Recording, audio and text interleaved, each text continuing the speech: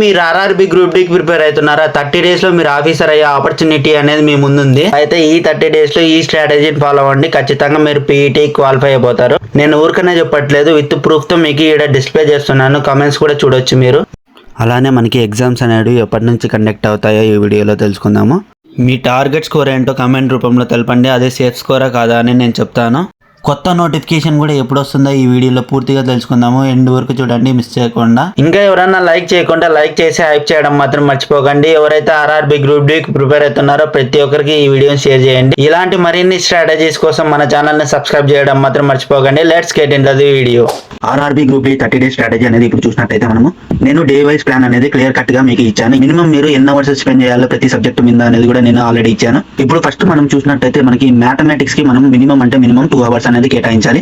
Reasoning కి 1 to 1.5 hours సరిపోతుంది అనమాట మాక్సిమం. జిఎస్ కి 2.5 hours అనేది ఖచ్చితంగా అంటే కేటాయించాల్సిండేదే అనమాట. ఎందుకంటే జిఎస్ అనేది చాలా హై వెయిటేజ్ ఉండే సబ్జెక్ట్ ఇక్కడ మాత్రము ఆ గ్రూప్ డి కి. ఇప్పుడు మనము వీక్ 1 లో మనము ఫౌండేషన్ మీద ఎక్కువ ఫోకస్ చేయాలి. ఫౌండేషన్ అంటే ఏంటో కాదు, ఏవైతే ఇంపార్టెంట్ టాపిక్స్ బేసిక్స్ నుంచి అడుగుతారో అవి ఫౌండేషన్ కిందకి వస్తాయి అనమాట. మనకి నంబర్ సిస్టమ్ నుంచి మినిమం అంటే మినిమం 4 to 5 క్వశ్చన్స్ అనేవి ఈజీగా అడుగుతాడు. ఏవైతే ప్రీవియస్ ఇయర్ క్వశ్చన్స్ ఉంటాయో ఆర్ఆర్బి గ్రూప్ డి కానీ ఎన్టీపీసీ కానీ ప్రతి ఒక్క ఇయర్ మనం సాల్వ్ చేయాల్సిండేది నంబర్ సిస్టమ్ నుంచి. అట్లీస్ట్ యావరేజ్ గా 30 క్వశ్చన్స్ అన్నా సాల్వ్ చేయండి నంబర్ సిస్టమ్స్ మీద. దాని తర్వాత రీజనింగ్ లో మనము అనాలజీ మీద, క్లాసిఫికేషన్ సిరీస్ మీద ఎక్కువ ఫోకస్ చేయండి. ఎందుకంటే అనాలజీ అనేది ఖచ్చితంగా మనకి ఇంగ్లీష్ వస్తేనే పాసిబుల్ అవుతుంది అనమాట ఎగ్జాక్ట్ ఆన్సర్ పెట్టడానికి. క్లాసిఫికేషన్ సిరీస్ అనేది నంబర్ సిరీస్ అనమాట. నంబర్ సిరీస్ అనేది మనకి మెయిన్ గా కొన్ని లాజిక్స్ అనేవి ఉంటాయి అనమాట. అడిషన్ చేయాలా, సబ్ట్రాక్షన్ చేయాలా, ఇంటూ చేయాలా, ఇలా చెక్ చేయాలన్నమాట ప్రతి ఒక్కటి. కాబట్టి ప్రాక్టీస్ చేసే కొద్దీ మీకు రీజనింగ్ అనేది ఈజీ అయిపోతుంది. ఇక్కడ జిఎస్ చూసినట్టయితే ఫిజిక్స్ మీద ఎక్కువ అడుగుతాడు అనమాట క్వశ్చన్స్. మీరు ఏ పేపర్ తీసుకున్నా కూడా ఆర్ఆర్బి గ్రూప్ డి లో ప్రీవియస్ ఇయర్ క్వశ్చన్స్ ఖచ్చితంగా ఫిజిక్స్ మీద ఎక్కువ క్వశ్చన్స్ అనేవి ఉంటాయి. ఫిజిక్స్ లో మనకి మెయిన్ గా మోషన్ మీద, లైట్ మీద, సౌండ్ మీద ఎక్కువ ఉంటాయి అనమాట క్వశ్చన్స్. కాబట్టి ప్రతి ఒక్కరు రివిజన్ చేయండి దాని మీద. మ్యాథమెటిక్స్ వచ్చేసరికి number system, LCM, FCF, simplification, percentages, profit and loss, ratio and proportions ఇవి చాలా ఇంపార్టెంట్ టాపిక్స్ అనమాట. ఖచ్చితంగా ఎవరైనా మిస్ చేయదండి ఈ టాపిక్స్ ప్రతి ఒక్కటి చదివి ఖచ్చితంగా మీరు ప్రీవియస్ ఇయర్ క్వశ్చన్స్ అనేవి చేయాల్సిండేది 2 hours లోనే. మనకి రీజనింగ్ లో కోడింగ్, డీకోడింగ్, బ్లడ్ రిలేషన్స్ ఈ రెండు చాలా ఇంపార్టెంట్. మనకి మిగతా ఈజీగా చేయగలుగుతారు. డైరెక్షన్ సెన్స్ కానీ, ర్యాంకింగ్ కానీ చాలా ఈజీగా చేయగలుగుతారు. కానీ మనకి మెయిన్ గా ఇంపార్టెంట్ ఏంటి, కోడింగ్, డీకోడింగ్ లో చాలా మంది తప్పు చేస్తారు. అలానే మనకి అనాలజీలో కూడా తప్పు చేస్తారు అనమాట చాలా మంది, ఇంగ్లీష్ రాక. ఇంకొకటి ఏమంటే మనకి మ్యాథమెటిక్స్ లో సింపుల్ ఇంట్రెస్ట్, కాంపౌండ్ ఇంట్రెస్ట్ లో కొన్ని క్వశ్చన్స్ రాంగ్ చేస్తారనమాట చాలా మంది. కాబట్టి ఎక్కువ ఫోకస్ చేయాల్సిండేది సింపుల్ ఇంట్రెస్ట్, కాంపౌండ్ ఇంట్రెస్ట్ అనమాట. ఇంకా రీజనింగ్ లో మెయిన్ ఇంపార్టెంట్ టాపిక్స్ వచ్చేసరికి మనకి సిట్టింగ్ అరేంజ్మెంట్ మీద ఖచ్చితంగా 2 questions అనేవి అడుగుతారనమాట. రీజనింగ్ లో టఫ్ గా అడగాలనుకుంటే మనకి సిట్టింగ్ అరేంజ్మెంట్ మీద అడుగుతాడు క్వశ్చన్స్ అనేవి. క్యాలెండర్ మీద కానీ, క్లాక్ మీద కానీ తక్కువ అడుగుతాడు. కానీ టఫ్ అడగాలనుకుంటే ఈ టాపిక్స్ అనేవి చాలా ఇంపార్టెంట్ అనమాట. మనము జిఎస్ అనేది ఫిజిక్స్, బయాలజీ, కెమిస్ట్రీ గానీ డివైడ్ చేసుకుంటాం అనమాట. వీక్లీ మనము 2 days అనేవి ఫిజిక్స్ కానీ, కెమిస్ట్రీ కానీ, బయాలజీ కానీ కేటాయించాల్సిందే. దాంట్లో మెయిన్ గా మనకి బేసిక్స్ అనేవి కవర్ అయ్యేది వీక్ 1 లోనే కవర్ అయిపోతాయి. మనకి కెమిస్ట్రీలో ఎలిమెంట్స్ అండ్ కాంపోనెంట్స్ కానీ, యాసిడ్స్ అండ్ బేసెస్ కానీ, బయాలజీలో హ్యూమన్ బాడీ కానీ, ప్లాంట్స్, డిసీజెస్ మీద ఎక్కువ అడుగుతాడు క్వశ్చన్స్. ఫౌండేషన్ అనేది మాత్రం చాలా అంటే చాలా ఇంపార్టెంట్. ఎందుకంటే ఈ టాపిక్స్ కానీ మీరు బాగా చదువుకున్నట్టయితే ఈజీగా నెక్స్ట్ వచ్చే టాపిక్స్ అన్ని ఈజీగా చేయగలుగుతారు. మీరు మొత్తం అంతా ఫౌండేషన్ బ్యాచ్ అంతా కంప్లీట్ చేసిన తర్వాత మీరు అట్లీస్ట్ మనకి ఒక మాక్ టెస్ట్ అనేది ఇవ్వడానికి ట్రై చేయండి. మీరు కాన్సెప్ట్ తెలియకోకుండా మాత్రం మాక్ టెస్ట్ అనేది ఇవ్వద్దండి. కాన్సెప్ట్ అంతా నేర్చుకున్న తర్వాత మాక్ టెస్ట్ అనేది ఇవ్వండి. మాక్ టెస్ట్ ఇచ్చిన తర్వాత ఏ మాక్ టెస్ట్ లో అయితే మీరు ఎర్రర్స్ అనేవి చేసింటారో ఆ ఎర్రర్స్ అన్ని ఎందుకు చేశారు, ఏ కాన్సెప్ట్ లో మీరు మిస్టేక్ చేశారు అనేది అనలైజ్ చేసుకుని ఏవైతే మిస్టేక్ చేసింటారో ప్రతి ఒక్కటి అనలైజ్ చేసి మళ్ళీ ఆ టాపిక్ ని రివైజ్ చేయడానికి ట్రై చేయండి ప్రతి ఒక్కరు. ఇలా చేసినట్టయితే మీ యాక్యురసీ అనేది ఇంక్రీజ్ అవుతుంది. అలానే మీరు తప్పులు అనేవి తక్కువ చేయగలుగుతారు అనమాట. అలానే ఇంకో విషయం ఏమంటే మీరు ఏమైనా ఎర్రర్స్ చేసింటారు కదా, ఆ క్వశ్చన్స్ ని మీరు ఎర్రర్ లాగ్ లో రాసుకోవడానికి ట్రై చేయండి. చాలా యూస్ఫుల్ అవుతుంది అనమాట. ఎగ్జామ్ కి మీరు 1-2 days ఉండగానే మీరు ఎర్రర్ లాగ్ బుక్ గానీ రివైజ్ చేసినట్టయితే మీకు మాక్సిమం మిస్టేక్స్ అనేవి తగ్గడానికి ట్రై చేస్తుంది అనమాట ఎర్రర్ లాగ్ బుక్ అనేది. కాబట్టి నేను చెప్పినట్టు ఫాలో అయిపోండి, ఖచ్చితంగా మీకు పీఈటీకి క్వాలిఫై అయిపోతారు ఈజీగా. వీక్ 2 వచ్చేసరికి మనకి కాన్సెప్ట్ ఇప్పుడు దాకా చదివిండేదంతా మనం ప్రాక్టీస్ చేయాలి. ఎక్కువగా ప్రాక్టీస్ చేస్తూనే మనకి కొత్త టాపిక్స్ కూడా మనం చదవాల్సిందే కన్ఫామ్ గా. మనకి మెయిన్ ఇంపార్టెంట్ టాపిక్స్ మాత్రమే నేను కవర్ చేస్తున్నాను. ఏమన్నా ఇందులో మిస్ అయ్యింటే మీరు చదవగలిగింటే చదవండి. కానీ ఇవి మాత్రం చాలా అంటే చాలా ఇంపార్టెంట్ టాపిక్స్. ఇవి మాత్రం మిస్ చేయద్దండి ఎవరే కానీ.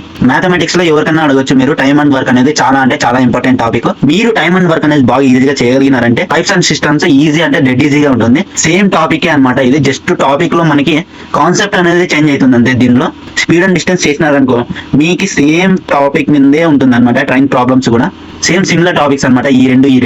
ఈ రెండు కూడా మనకి సిమిలర్ టాపిక్స్. ఇవన్నీ మనకి ఈజీగా చేయగలిగినవి అనమాట. ఇవన్నీ ఎవరైతే speeds and distance time and work చేస్తారో మిగతావన్నీ డెడ్ ఈజీ అనమాట. ఇవి ప్రతి ఒక్కటి ఈజీ. కాబట్టి మెయిన్ ఫోకస్ అంతా మనకి టైమ్ అండ్ వర్క్ మీద, స్పీడ్ అండ్ డిస్టెన్స్ మీద ఉండాలన్నమాట. మెయిన్ ఫోకస్ అనేది మనకి. ఇప్పుడు మనం రీజనింగ్ చూసినట్టయితే సిలోజినం మీద టఫ్ క్వశ్చన్ అడుగుతాడు. ఎవరైతే సిలోజినం చేయగలుగుతారో వెన్ డయాగ్రామ్ అనేది డెడ్ ఈజీ. అలానే స్టేట్మెంట్స్ అండ్ కంక్లూజన్స్ కూడా దాని కిందకే వస్తుంది. ఇన్ఈక్వాలిటీస్ అంటే డెడ్ ఈజీ కాన్సెప్ట్. ఇది మాత్రము జస్ట్ 1 hour కూర్చుంటే చాలు, మీరు ఈజీగా చేయగలుగుతారు ఇన్ఈక్వాలిటీస్ మీద. మిసింగ్ నంబర్ అంటే ఏదో కాదు, ఆడ్ నంబర్ కానీ మిసింగ్ నంబర్ కానీ చాలా డెడ్ ఈజీగా చేయగలుగుతారు మీరు. మ్యాథమెటికల్ ఆపరేషన్స్ ఇవ్వచ్చిండే వాళ్ళకి ఖచ్చితంగా మీకు ఇవన్నీ ఈజీగా చేయగలుగుతారు. మనకి మెయిన్ ఇంపార్టెంట్ చదువుకోవాల్సిండేది జిఎస్ మీద ఎక్కువ ఫోకస్ చేయండి ప్రతి ఒక్కరు. ఎవరైతే మనకి ర్యాంక్ రావాలి, జాబ్ రావాలి అనుకుంటారో మెయిన్ ఫోకస్ మనకి జిఎస్ మీద ఎక్కువ ఫోకస్ చేయాలి. జిఎస్ లోనే జీకే ఇంక్లూడ్ అయి ఉంటుంది అనమాట నేను చెప్పడంలో. సో హిస్టరీ చూసినట్టయితే మనకి ఫ్రీడమ్ మూవ్మెంట్ మీద ఎక్కువ చూసుకోండి. దాని తర్వాత యాన్షియంట్ మెడివల్ హిస్టరీ మీద చూసుకోండి. జియోగ్రఫీలో రివర్స్ మీద, స్టేట్స్ మీద, క్యాపిటల్స్ గురించి ఎక్కువ తెలుసుకోండి. అలానే డ్యామ్స్, మౌంటైన్స్. పాలిటీలో వచ్చేసరికి కాన్స్టిట్యూషన్ మీద ఎక్కువ ఫోకస్ చేయండి. ఫండమెంటల్ రైట్స్ గురించి ఎక్కువ చూసుకోండి. Articles main important. ఆర్టికల్స్ కూడా ఎక్కువ చూసుకోవాల్సిందేదే. ఆర్టికల్స్ ఈ మధ్య చాలా అడిగాడు అనమాట. ఆర్టికల్స్ తర్వాత మనకి మెయిన్ ఇంపార్టెంట్ టాపిక్స్ వచ్చేసరికి కరెంట్ అఫైర్స్ చూసుకోండి. మనకి కరెంట్ అఫైర్స్ కూడా చాలా ఇంపార్టెంట్ అనమాట. వీక్ 2 లో మనకి దీని మీద ఎక్కువ ఫోకస్ చేయండి. ఏదైనా టైం మిగిలితే మనకి కరెంట్ అఫైర్స్ మీద ఎక్కువ ఫోకస్ చేయండి. మనకి వీక్ 2 లో లాస్ట్ డే మాత్రం మనకి వీక్ రివిజన్ అనేది చేయాలన్నమాట. వీక్లీ రివిజన్ చేసిన తర్వాత మనకి రీజనింగ్ టెస్ట్ కానీ, మ్యాథమెటిక్స్ టెస్ట్ కానీ, జిఎస్ టెస్ట్ కానీ ఇవ్వాలన్నమాట. ఓవరాల్ ఈ 3 టెస్ట్లు ఇచ్చిన తర్వాత ఒక ఫుల్ లెంత్ మాక్ టెస్ట్ అనేది ఇవ్వాలి. ఫుల్ లెంత్ మాక్ టెస్ట్ ఇవ్వాలి, దాన్ని అనలైజ్ చేయాలి, దాని తర్వాత ఎర్రర్ లాగ్ లో రాసుకోవాలి. Same concept. వీక్ 3కి వచ్చేసరికి మనం ప్రాక్టీస్ చేయాలి. అలానే స్పీడ్ కూడా ఇంక్రీజ్ చేసుకోవాలి. స్పీడ్ ఇంక్రీజ్ చేసుకోగలిగితేనే మనకి టైం మేనేజ్మెంట్ అనేది కరెక్ట్ గా ఉంటుంది అనమాట ఎగ్జామ్ లో మనకి. కాబట్టి ప్రతి ఒక్కరు స్పీడ్ కూడా చాలా ఇంపార్టెంట్ ఫ్యాక్టర్ కింద కన్సిడర్ చేయండి. మీరు ఒక క్వశ్చన్ ఎన్ని సెకండ్స్ లో సాల్వ్ చేయగలుగుతున్నారో చూడండి. అలానే 20 minutes లో మీరు ఎన్ని క్వశ్చన్స్ సాల్వ్ చేయగలుగుతున్నారో ప్రతి ఒక్కరు చెక్ చేసుకోండి. అలానే ఇంపార్టెంట్ ఏమంటే ప్రాక్టీస్ ఏం చేయాలంటే ప్రీవియస్ ఇయర్ క్వశ్చన్స్ మీద ఎక్కువ ఫోకస్ చేయండి. ఇవన్నీ చేసిన తర్వాత, ప్రాక్టీస్ చేసిన తర్వాత ఫుల్ లెంత్ రివిజన్ అనేది చేయండి. మిక్స్డ్ టాపిక్స్ మీద ఎక్కువ ప్రాక్టీస్ చేయండి. ఎందుకంటే మనం చాప్టర్ వైజ్ చేసేటప్పుడు చాలా మార్క్స్ అనేవి ఇంక్రీజ్ లోనే ఉంటాయి, కానీ మిక్స్డ్ టాపిక్స్ మీద ప్రాక్టీస్ చేస్తాము అప్పుడు మాత్రం మార్క్స్ అనేవి డిక్రీజ్ అవుతాయి. ఎందుకంటే ఆ టాపిక్ లో ఏ క్వశ్చన్ అనేది ఏ టాపిక్ నుంచి వస్తుందో కూడా తెలియదు అనమాట మనకి. కాబట్టి ఎగ్జామ్ లో ఇలానే ఉంటుంది. కాబట్టి మిక్స్డ్ టాపిక్స్ మీద ఉంటాయి కాబట్టి క్వశ్చన్స్ అనేవి మనము మన బ్రెయిన్ ని ట్రైన్ చేస్తాం అనమాట. మనము కోడింగ్ డీకోడింగ్ మీద ఎక్కువ ఫోకస్ చేయండి. ఎందుకంటే 3 to 4 క్వశ్చన్స్ మినిమం అంటే మినిమం క్వశ్చన్స్ అడుగుతాడు. ఎవరికైతే కోడింగ్ డీకోడింగ్ వస్తుందో ఖచ్చితంగా ఈజీగా మనకి ఎక్కువ రీజనింగ్ లో స్కోర్ చేయగలుగుతారు అనమాట. టైం అనేది మనకి 10 minutes కంటే ఎక్కువ ఇవ్వద్దండి. 10 minutes లోనే మీరు సాల్వ్ చేయడానికి ట్రై చేయండి. అందుకే స్పీడ్ అనేది ఇంక్రీజ్ చేసుకోండి చాలా వరకు. ఇక్కడ చదవాల్సింది మాత్రం మనకి వీక్ 3 లో కరెంట్ అఫైర్స్ అనేది ఎక్కువ చూసుకోండి. లాస్ట్ 6 months అనేది ఖచ్చితంగా చూసుకోండి. దాంతో పాటు మనకి సైన్స్, హిస్టరీ దీని మీద ఎంసీక్యూస్ అనేవి సాల్వ్ చేయడానికి ట్రై చేయండి. మీకు ఏ టాపిక్ టఫ్ అనిపించిందో కమెంట్ రూపంలో తెలపండి. మీకు ఎలాంటి డౌట్ ఉన్నా కూడా కమెంట్ చేయడం మాత్రం మర్చిపోవద్దండి. వీక్ 4కి వచ్చేసరికి మనకి ఎగ్జామ్ డే షిఫ్ట్ కూడా తెలిసి ఉంటుంది అనమాట. మనకి ఎగ్జామ్ డే యొక్క షిఫ్ట్ అనేది మనకి మార్నింగ్ ఈవినింగ్ దీన్ని బేస్ చేసుకొని మనము ఆ టైమింగ్ కి మనం ఎగ్జాక్ట్ గా మనకి మ్యాచ్ అయ్యే విధంగా ప్రతిరోజు ఫుల్ లెంత్ మాక్ టెస్ట్ అనేది ఆ టైంకి ఇవ్వాల్సిండేది. అలా ఇచ్చినట్టయితే మనకి బ్రెయిన్ అనేది యాక్టివ్ గా ఉంటుంది అనమాట. ఆ టైంకి మనము ఎగ్జామ్ అనేది ఇస్తాం కాబట్టి మనకి బ్రెయిన్ యాక్టివ్ గా ఉంటుంది. చీట్ షీట్స్ ఉంటాయి అనమాట ఆర్ఆర్బీ గ్రూప్ డి అంటే ఏంటో కాదు, జస్ట్ ఫార్ములాస్ ఉంటాయి, షార్ట్ కట్స్ ఉంటాయి అనమాట రివైజ్ చేసుకోవడానికి. అవన్నీ మీరు రివైజ్ చేయడానికి ట్రై చేయండి. రివైజ్ చేసిన తర్వాత ఫుల్ లెంత్ మాక్ టెస్ట్ ఇవ్వండి. ఏవైతే వీక్ టాపిక్స్ ఉంటాయో దాని మీద ఎక్కువ ఫోకస్ చేయండి. చాలా మంది ఎగ్జామ్ డేట్ అనేది ఎండ్ ఆఫ్ డిసెంబర్ ఉంటుందని చెప్తున్నారు. కాబట్టి మనము ప్రిపేర్డ్ గా ఉండాలి. కాబట్టి ఈ 30 days స్ట్రాటజీ మాత్రం ఫాలో అయినట్టయితే ఖచ్చితంగా మనం ప్రిపేర్ అయిపోయినట్టే. మనకి కొత్త నోటిఫికేషన్ అనేది ఆర్ఆర్బీ గ్రూప్ డి ఇప్పుడు ఎగ్జామ్స్ జరుగుతున్నాయి కదా, అవన్నీ కంప్లీట్ అయిపోవాలి. కంప్లీట్ అయిపోయిన తర్వాత వదులుతారనమాట న్యూ నోటిఫికేషన్ అనేది. మాక్సిమం మనకి జనవరిలో కానీ ఫిబ్రవరిలో కానీ రావడానికి ఛాన్సెస్ ఎక్కువ ఉన్నాయి. ఇప్పుడు దాకా ఈ స్ట్రాటజీని చూసారు కదా, ప్రతి ఒక్కరు ఫాలో అవ్వడానికి ట్రై చేయండి. ఖచ్చితంగా రిజల్ట్ అనేది ఉంటుంది.